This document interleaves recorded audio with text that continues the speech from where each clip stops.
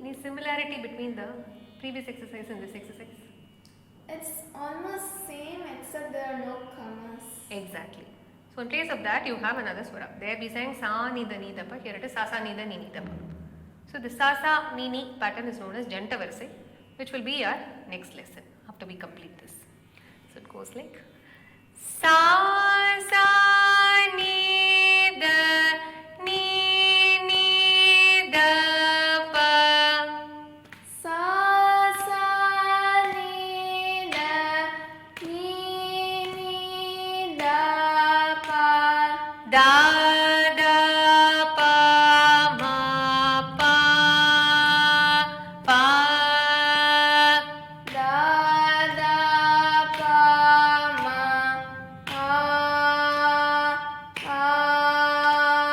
Ga ma pa da ni da pa ma. Ga ma pa da ni da pa ma.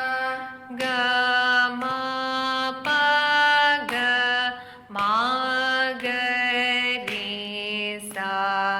Ga ma pa ga ma ga re sa.